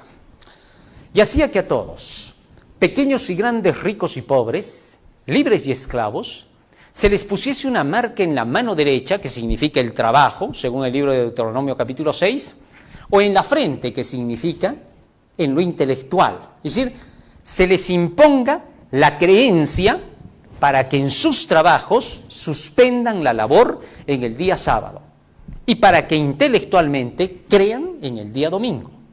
Ahora sigue diciendo más, verso 17.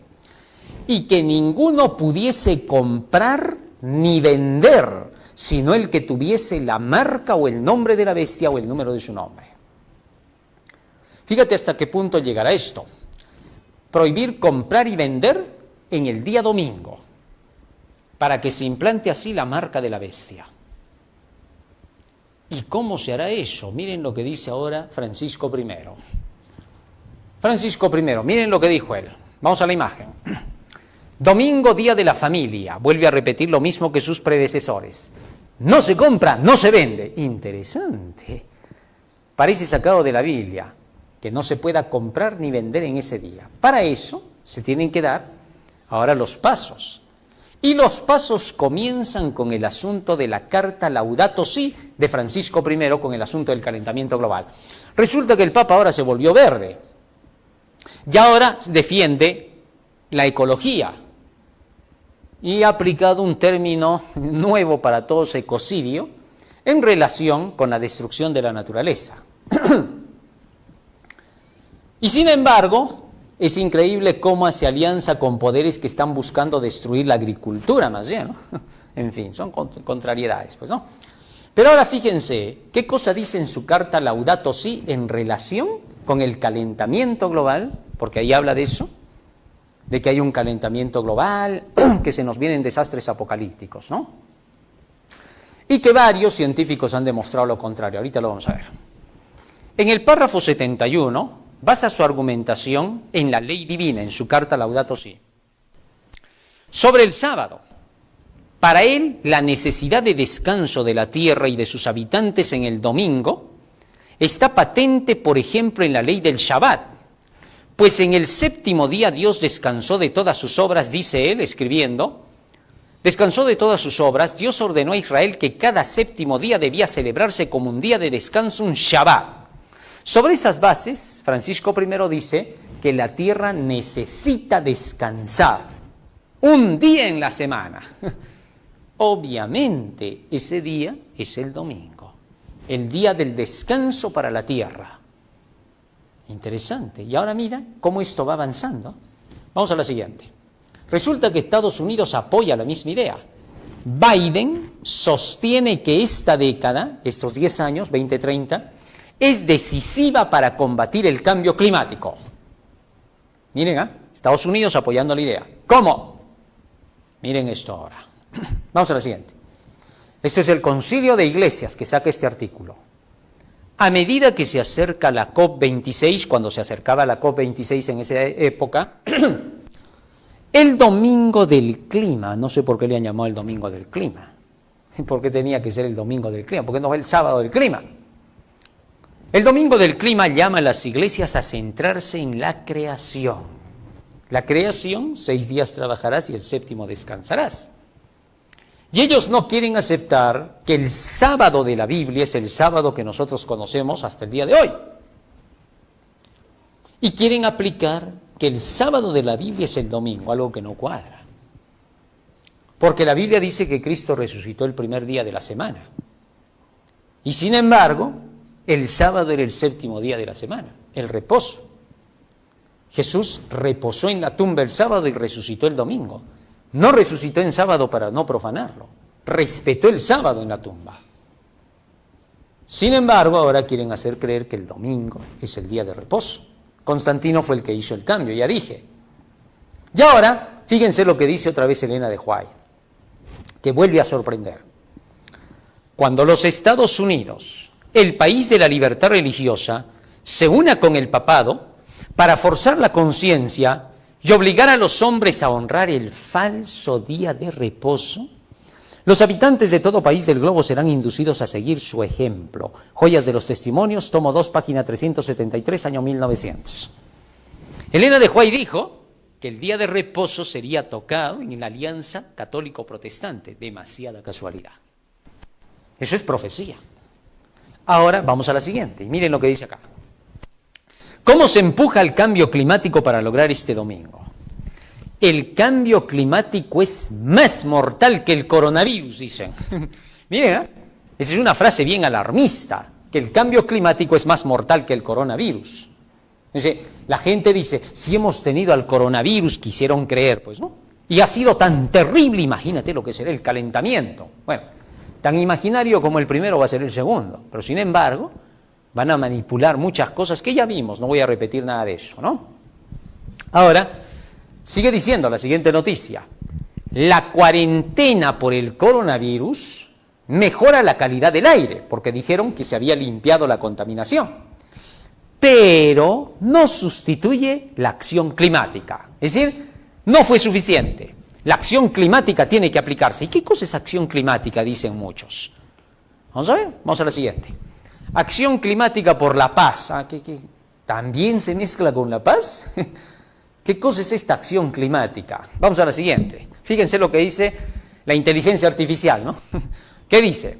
Acción climática es cualquier política, medida o programa con miras a reducir los gases de efecto invernadero. ¿Cómo así? Construir resiliencia. Ahí está la frasecita. Al cambio climático, apoyar y financiar esos objetivos. ¿Qué cosa es resiliencia? Vamos a ver. Aquí está, todo está acá. Resiliencia. En psicología, capacidad que tiene una persona para superar circunstancias traumáticas. ¿Cómo? Fíjate hasta qué punto. Y acuérdate, por favor, de la pandemia, como la muerte de un ser querido, un accidente, etc. Es decir, aguántatela por el bien común. Igualito va a ser con el cambio climático, dice. La acción climática es aguántense todo con tal de que el bien común se logre. Es decir, que todos podamos estar tranquilos en el planeta. Si para eso tienes que dejar de comer lo que te gusta, tendrás que hacerlo. Si para eso tienes que dejar de viajar como te gusta, tienes que dejar de hacerlo. Si para eso tienes que ser esclavo, tienes que hacerlo. Tremendo. Es decir, eso se llama resiliencia. Obligarte a que aguantes. Siempre unos queriendo decirte lo que tú tienes que hacer. Eso es peligroso, nadie te tiene por qué decir a ti lo que tienes que hacer en materia de las decisiones de tu vida y de tu salvación. Pero ahora se te dice, aguántate. ¿Por quién? Por el bien común. ¿Quién será pues el bien común? El bien común no sirve para nada si no hay el bien individual. Nunca te olvides de eso. Si no empezamos por el bien individual, el bien común simplemente es basura. Así de sencillo. Eso lo digo categóricamente, que diga lo que quiera cualquiera. Porque no existe bien común si no existe bien individual. ¿Qué parte de eso no se entiende? ¿Ah? ¿Entiende, pues? No hay bien común sin bien individual. Ya, muy bien, así tienes que entender. Porque de nada te sirve hablar de bien común si el individual no comienza. Sin uno no existen los demás. Ama a tu prójimo, muy bien, pero como a ti mismo, por favor. Así que entonces todo es un orden. Ojalá se comprenda. Y ahora fíjate cómo se sigue avanzando con esto. Vamos a la siguiente. Médicos del mundo temen que el cambio climático genere otra catástrofe sanitaria. Miren, alarmismo, pues, ¿no? Para mover a la gente ya. Pero ¿qué resulta después de que se habla tanto de la catástrofe del cambio climático y tanta cosa? Miren lo que dicen científicos en nuestro mundo.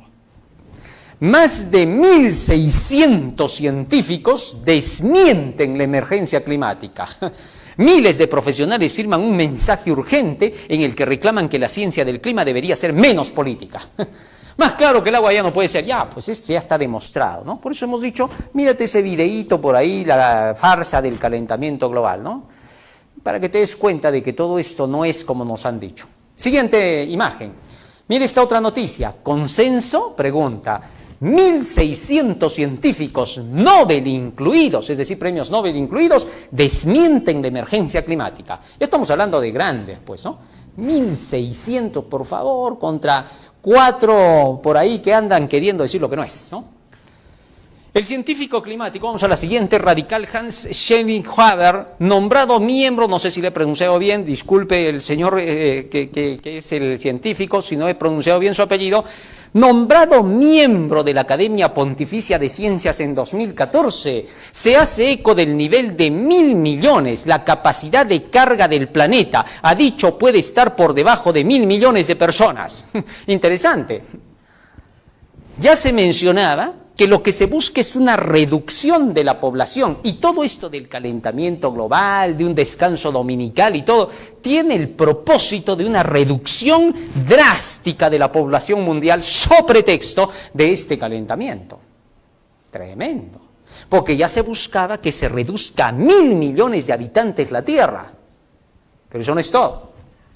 Hace casi un siglo H.G. Wells, uno de los primeros defensores de un Estado eugenésico globalista, lo expresó claramente. Esos enjambres de negros, morenos, blancos sucios y amarillos tendrán que desaparecer.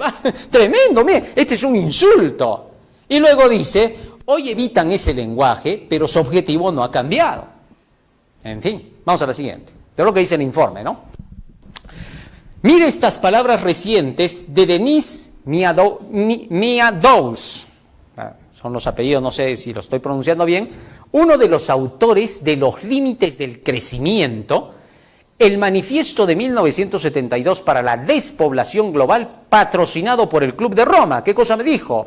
Vamos a tener 1.000 millones de personas, tenemos que volver a bajar, eso es lo que nos espera. Parece que el plan es reducir, desapareciendo a 7.000 millones de habitantes de la Tierra. ¿Qué van a hacer con tantos, por favor?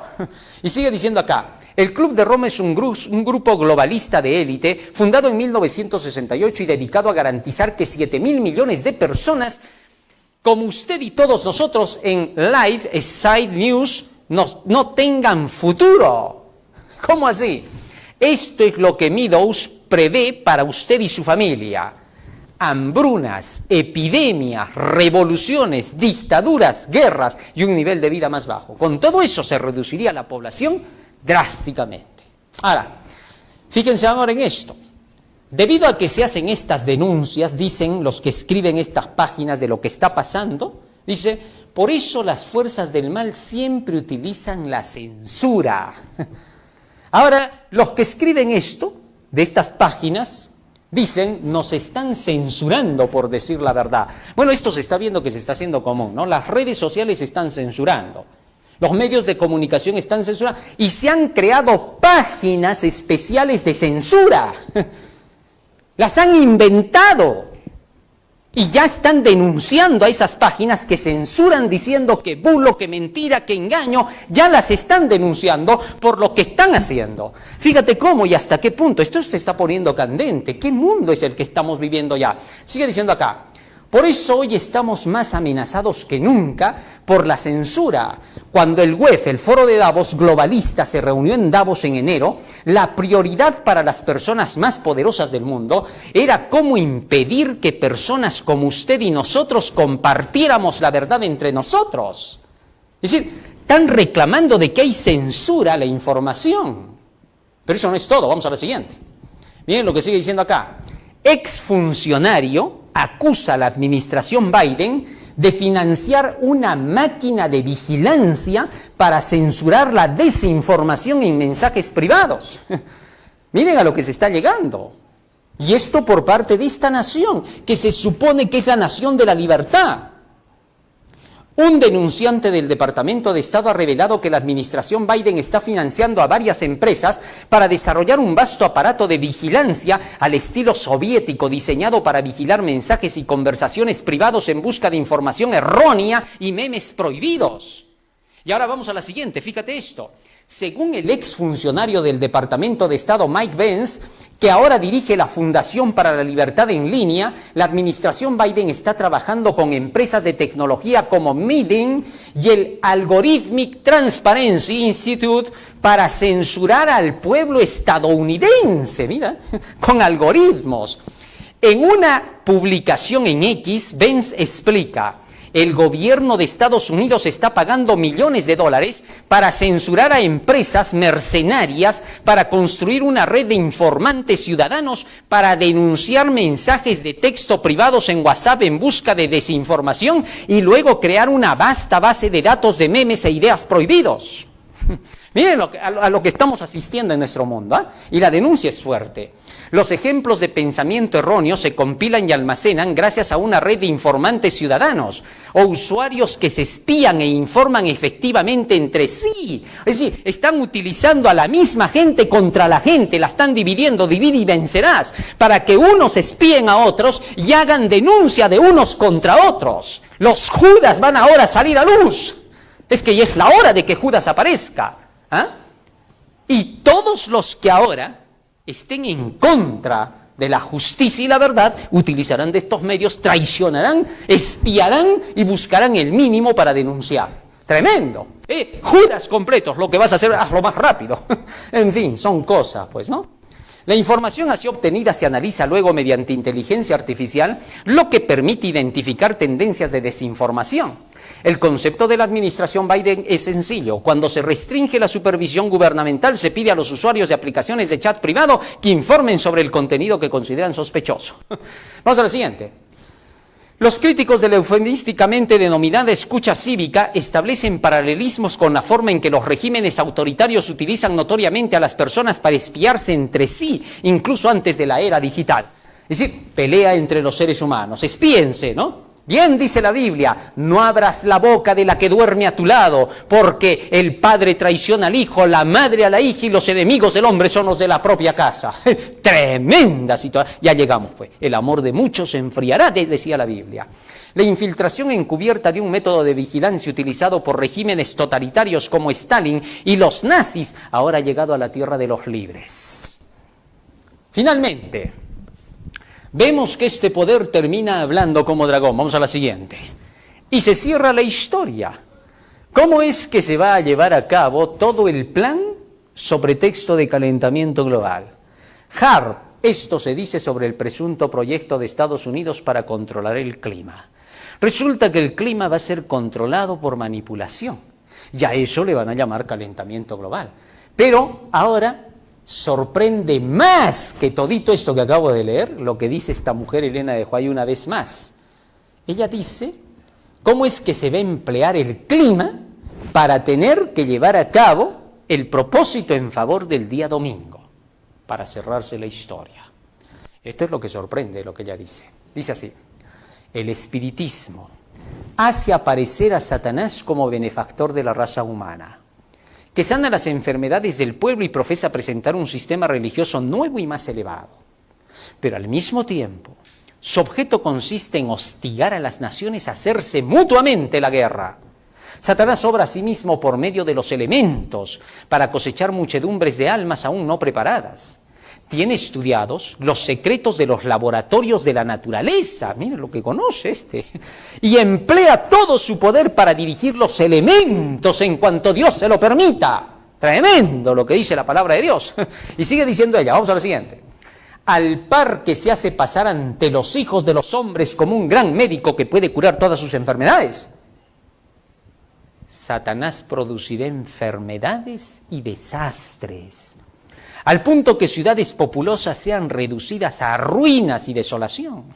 Ahora mismo está obrando.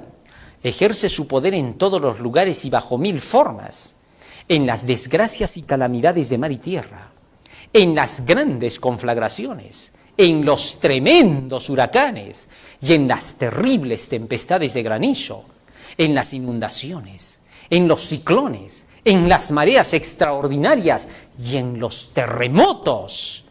Destruye las mieses casi maduras, y a ellos siguen la hambruna y la angustia. Cualquier parecido con la realidad es mera coincidencia, entre comillas. Propaga por el aire emanaciones mefíticas, es decir, contamina nuestra atmósfera soltando venenos en ella. Y miles de seres perecen en la pestilencia. Estas plagas irán menudeando más y se harán más y más desastrosas. La destrucción caerá sobre hombres y animales. Luego, el gran engañador persuadirá a los hombres de que son los que sirven a Dios los que causan esos males. La parte de la humanidad que haya provocado el desagrado de Dios lo cargará a la cuenta de aquellos cuya obediencia a los mandamientos divinos es una reconvención perpetua para los transgresores. Se declarará que los hombres ofenden a Dios al violar el descanso del domingo, que este pecado ha traído calamidades que no concluirán hasta que la observancia del domingo no sea estrictamente obligatoria. Conflicto de los siglos 576-577, escrito hace 100 años atrás. Interesante. ¿Qué dices de eso?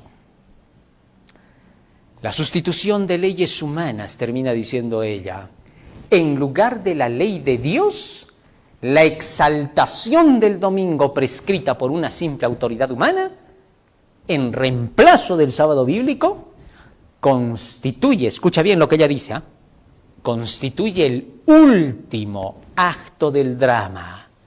Cuando esta sustitución sea universal, Dios se revelará, se levantará en su majestad y sacudirá poderosamente la tierra. Joyas de los Testimonios, tomo 3, páginas 142-143, año 1902. ¿Qué te parece? Así que ella dice, el último acto del drama, la última señal para la salvación de la humanidad, para que todos se decidan, es el decreto del domingo.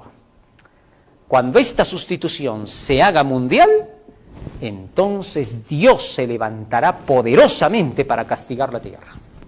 Cuando se implante la marca de la bestia. Es la ira de Dios. Apocalipsis 14, 9 al 11 termina diciendo la Biblia así. Fíjate lo que dice. Apocalipsis 14, 9 al 11. Mira lo que dice el profeta Juan. Ahí sobre esas bases escribió ella. Y el tercer ángel lo siguió diciendo a gran voz.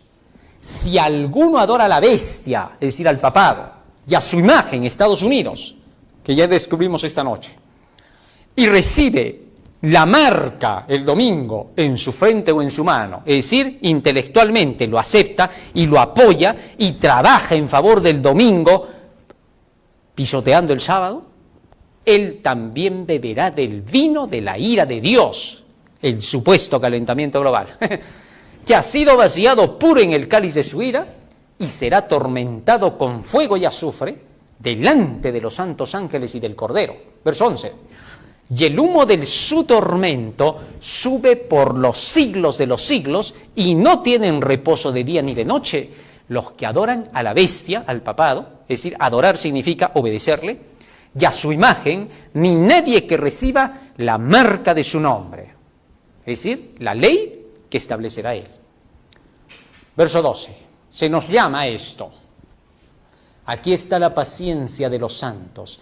Aquí están los que guardan los mandamientos de Dios y la fe de Jesús. Los que serán salvados son los que guarden los mandamientos de Dios y la fe de Jesús. ¿Qué te parece, hermano? Es ahí donde llega el llamado de Dios para que tú tomes la decisión de buscar tu salvación. Cuando la ley de Dios sea finalmente invalidada, habrá llegado el fin de la historia. Salmo 119, versículo 120 nos dice lo siguiente. Salmo 119, versículo 120. Dice la Escritura.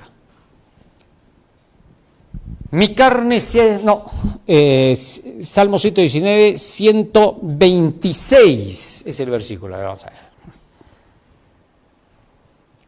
Tiempo es de actuar, oh Jehová, porque han invalidado tu ley. ¿Cuándo Dios dice que va a actuar? Cuando su ley sea finalmente invalidada. Es decir, cuando se rompa el mandamiento, el cuarto mandamiento que manda guardar el sábado, y se lo pisotee por el domingo. Jeremías capítulo 9, versículos 12 y 13, dice así el profeta. Escúchelo bien. ¿Quién es varón sabio que entienda esto? ¿Y a quién habló la boca de Jehová para que pueda declararlo? ¿Por qué causa la tierra ha perecido, ha sido asolada como desierto hasta no haber quien pase? Dijo Jehová, porque dejaron mi ley, la cual di delante de ellos, y no obedecieron a mi voz ni caminaron conforme a ella. ¿Por qué dice que viene la destrucción? Porque dejaron la ley de Dios. Elena de White decía, pero Satanás y su gente harán creer lo contrario, que los guardadores de los mandamientos de Dios son los culpables, como en los tiempos de Nerón, pues, ¿no? Que acusó a los cristianos de los desastres que él producía, en fin, cosas y más. De eso vamos a hablar en otro día. Por esa razón es que ahora se nos está advirtiendo, y las películas del Hollywood lo están declarando. La destrucción se avecina, ellos saben muy bien. La provocación de la mano humana destruirá la tierra. No va a ser Dios quien destruya la tierra, eso te han hecho creer las religiones. Va a ser el anticristo con su gente y Satanás quienes van a producir la destrucción. Por eso es que Apocalipsis 11, 18, el Señor dice que Él viene para destruir a los que destruyen la tierra. Así que léelo bien, para que te des cuenta de lo que enseña la Biblia y no lo que te han enseñado por ahí los movimientos religiosos modernos. La Biblia es para todos, es para el ateo, para el creyente, para el no creyente, para todos. Léelo, si es un libro, ¿cuál es el problema? Pero léelo bien, pues no lo leas bajo el contexto de lo que te ha enseñado la Iglesia Católica, ni las protestantes, ni lo que dicen por ahí los críticos de la alta crítica, ni la cienciología, ni la satología, ni todos los satanismos que haya. Léela tú. Dobla tus rodillas, pide ayuda al Señor para que te haga entender. Si nadie te va a ver cuando te arrodilles, ¿de qué te avergüenzas? Ni vas a ser tonto al arrodillarte. Haz la prueba, pide sabiduría, ¿qué pierdes? Sientas lo que sientas o no sientas nada, ¿qué interesa? Los sentimientos no prueban. Después de que ores, una oración sencilla, Señor, quiero entender tu libro, ayúdame. Y luego de eso abre el libro y comienza a leer. Y verás que el Señor te va a dar comunicación más que nunca antes. Entonces,